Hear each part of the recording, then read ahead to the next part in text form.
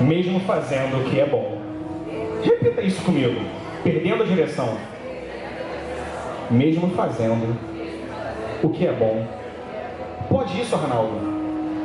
Pode se sentar. Obrigado, Bruno. Atos 16. Nós vamos ver aqui uma situação que de repente você nunca notou. Mas eu tomei um alarme de Deus quando eu li essa palavra, quando eu recebi essa palavra, eu fiquei um pouco alarmado. E, para ser sincero, eu quero te alarmar também. Olha o que diz a palavra do Senhor em Atos 16. Vamos ler a partir do 1. Diz assim na minha versão, você acompanha na sua. Paulo, estamos falando de quem? De Paulo. Nada mais, nada menos do que Paulo. Você sabe quem foi Paulo? Bom, eu não preciso falar muito de Paulo, porque muita gente sabe quem foi. Mas foi um dos maiores pregadores da palavra do Senhor, um dos maiores escritores, considerado no mundo secular um dos maiores filósofos. Olha, Paulo simplesmente foi uma das maiores personalidades que já pisaram nessa terra. Bom, estamos falando desse, Paulo. E detalhe, ungido, cheio do Espírito, cheio de dons, cheio dos carismas do Espírito, homem cheio da sensatez, da sensibilidade, da sabedoria. Bom, esse foi Paulo, mais ou menos, assim, em rápidas palavras. Então Paulo chegou às cidades de Derbe e Listra. Havia um crente chamado Timóteo, filho de uma judia cristã, mas de pai grego, ou seja, ele era híbrido, ele era misto, filho de gentil com judeu, mas era homem de Deus. Todos os crentes de Listra e de Icônio diziam muito bem dele, falando de Timóteo. Paulo queria levar Timóteo e por isso mandou circuncidar.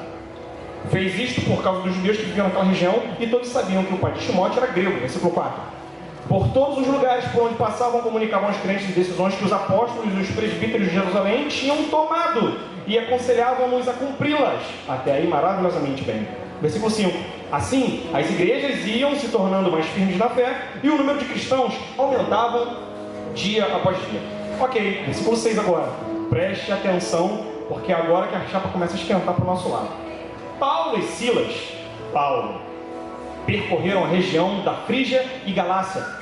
Esse território é um território na Ásia. Uma vez que o Espírito Santo não os deixou pregar a palavra de Deus na província da Ásia. O Espírito Santo não os deixou pregar a palavra de Deus na província da Ásia. Versículo 7 agora. Quando chegaram à fronteira de Mísia, tentaram ir para Bitínia, mas o Espírito de Jesus não os deixou. Atravessaram então a Mísia e foram até o porto de Troade. Durante a noite, Paulo teve uma visão e viu um homem lá da Macedônia de pé, que lhe pedia: atravessa a Macedônia para nos ajudar. Logo a seguir a visão de Paulo, eles se prepararam, partiram imediatamente para a Macedônia, convencidos de que Deus estava a chamá-los para anunciarem o Evangelho lá. Olha que situação, gente. Paulo, como fiz as referências, um grande homem de Deus, foi impedido pelo Espírito Santo. Mesmo assim, ele continuou, e o Espírito de Jesus o impediu de pregar naquela região para ir para uma outra direção. Mais uma vez repito o tema dessa palavra rápida: perdendo a direção, mesmo fazendo o que é bom. A primeira coisa que eu noto aqui é que Paulo, ele estava fazendo algo que era bom. Ele estava pregando a palavra do Senhor, ele estava cumprindo a missão, ele estava participando da sua viagem missionária, uma série de cidades, arrebanhando discípulos, estava fazendo algo lícito, algo correto, mas não era a vontade de Deus para aquele momento. Quero trabalhar isso com você nessa noite. Aqui nós temos ministros de adoração. Aqui nós temos ministros de louvor. E por quantas vezes nós, ministros de adoração, fazemos aquilo que é bom, aquilo que é correto, aquilo que é lícito, mas que não é o fluir, não é a direção de Deus para aquele culto, para aquele evento, para aquela noite, para aquela cidade, para aquela igreja, para aquela nação. Vamos lá. Eu lembro de Maria e Marta conversando com Jesus, aos pés de Jesus. Jesus está visitando aquela família que ele tanto amava. E aí eu vejo Maria aos pés de Jesus e eu vejo Marta cheia de afazeres. Aqueles afazeres eram só para Marta? Não. aqueles afazeres era para Marta e Maria. Marta estava errada em fazer os afazeres do lar? Não, não estava errada. Mas aquele momento era o momento do Senhor. E Maria entendeu e estava no momento do Senhor, com o Senhor. E Jesus falou: Marta, você não pode tirar a tua irmã daqui. Ela entendeu. Esse momento é o meu momento. Fazendo o que era certo, fora da direção. Eu lembro dessa Maria, irmã de Marta, num episódio narrado lá em João. Com todo o seu quebrantamento, ela derrama um perfume suave, caríssimo, aos pés de Jesus, seca com os cabelos, gerando uma inconformação em alguns. Aí chega Judas e fala: isso é um desperdício, por que não vende e dá o dinheiro para os pobres?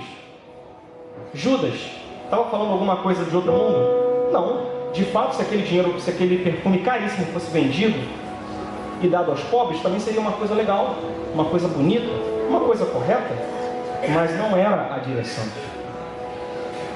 Ao contrário, o coração dele estava contaminado. Ele estava doido para aquele dinheiro entrar para os cofrinhos para poder meter a mão. João denuncia isso, que ele pegava o dinheiro das ofertas. Brincadeira esses juros. O que eu quero dizer para você é o seguinte: Jesus tem uma direção para a sua igreja. Deus tem uma direção para o seu povo. E essa direção precisa ser seguida. Paulo estava pregando, estava direcionado a fazer a sua missão. Porém, no meio da sua caminhada, mesmo depois de tantas experiências com Deus, mesmo depois de Paulo ser o grande profeta, ele precisou ser interrompido pelo próprio Senhor. Nós não podemos ser tomados pelo ativismo a tal ponto de nós não ouvirmos mais a voz do Senhor. Precisamos parar e ouvir. Precisamos entender o fluir de Deus. Quantas vezes o Ministério de Louvor prepara e faz toda a sua esquematização de louvores e ordens e cronogramas e roteiros, repertórios, e a gente prepara tudo aquilo e chega o Senhor e fala: é por aqui. Mas nós ficamos tão engessados com nossos ensaios exaustivos, e aí a gente toca mecanicamente e tecnicamente muito bem, mas o Senhor fica de fora da adoração. Não. Vamos ouvir a voz do Senhor. E vamos entender que mesmo fazendo algo bom, precisamos estar na direção correta. Eu quero dizer uma coisa: quando você não segue a direção correta, existem consequências. Lembra no início que eu li sobre um rapaz chamado Timóteo? Timóteo participaria daquela viagem com Paulo. Paulo não poderia errar.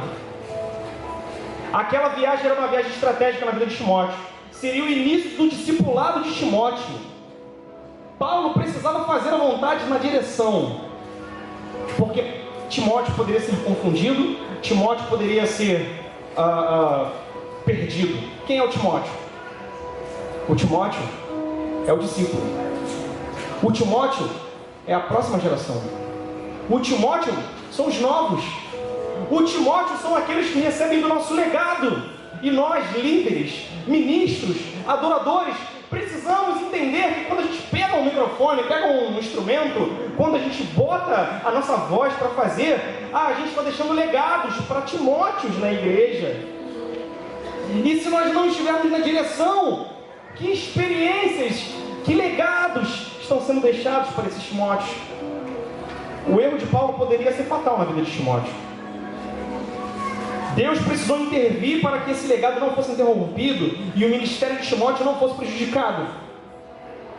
Como os discípulos das nossas igrejas, como essas próximas gerações estão sendo geradas, e que discipulados e que ensinamentos elas estão recebendo da nossa ministração.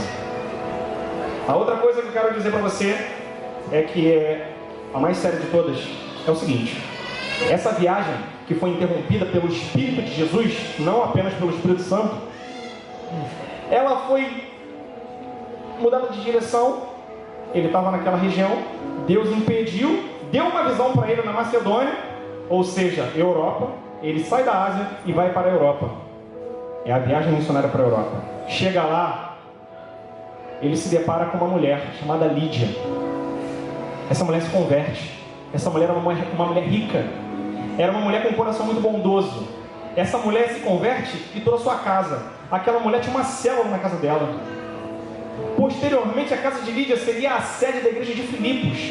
Se Paulo não obedece à direção do Senhor, a igreja de Filipos não seria fundada, o evangelho na Europa seria prejudicado e a igreja do Senhor não seria edificada. Ministro de louvor e de adoração que me ouve, se você, por mais que faça a sua musicalidade e a sua adoração com todo o coração bom e vontade de fazer o que é legal e aquilo que é bonito, se você não entende o comando e a direção do Senhor, você não edifica a igreja. Eu estou falando de Paulo, eu não estou falando de um amador. Paulo foi interrompido pelo Senhor para edificar a igreja. Nós, com a nossa adoração, com a nossa palavra, com o nosso comportamento, com o nosso viver, precisamos sempre edificar a igreja, porque essa é a missão deixada pelo Senhor. O que é ir por todo mundo e pregar o evangelho? É edificar a igreja. Sabe o que é edificar a igreja? Edificar vidas, edificar pessoas. A edificação da igreja, que continua desde Cristo até hoje, não é a edificação de paredes ou tendas. Inclusive essa aqui é muito legal, por sinal. Edificação de vidas. Igreja de seres humanos que se tornaram repositórios do Espírito de Deus. Essa é a igreja que vai subir para o céu. Essa é a igreja que eu, junto contigo, formamos o corpo. E assim, temos ele como cabeça. Quando não entendemos a direção, podemos até estar fazendo aquilo que é bom. Podemos até cantar um hino que é cristocêntrico. Podemos até fazer aquilo que estatisticamente, comprovadamente sempre deu certo e é legal, e todo mundo vai reconhecer aquilo como bom, mas se não é a direção de Deus, eu não edifico a igreja. Irmãos, nós não estamos aqui para um público. Na verdade, você e eu somos um, e estamos aqui com um propósito. O Senhor vem à sua igreja e Ele quer participar desse culto. E isso precisa fazer sentido. Quantos cultos que a gente já participou em alguns locais que não faziam o menor sentido? Se não faziam sentido para mim, eu fico pensando, Deus na sua posição. Eu só tenho uma coisa para dizer. Quando mexe na igreja, quando mexe na noiva, o noivo fica invocado. Percebe que o Espírito Santo incomodou Paulo, mesmo assim ele procurou mais 2 cidades, de repente é o Espírito de Jesus que aparece e fala, não, dá um sonho para ele, dá uma visão, e aí ele se toca e fala, meu Deus, é agora, viagem. Quando mexe com a noiva, tem que se ver com o noivo. Quando mexe com a igreja, está mexendo com o dono da igreja. Gente, nós não podemos brincar com isso. Precisamos entender que, como sacerdotes de adoração, nosso papel é edificar a noiva, é trabalhar a noiva, é aperfeiçoar a noiva, é junto com a noiva embelezá-la e prepará-la para o grande encontro com o noivo. Se a gente não entende esse papel, a gente vai ter que se ver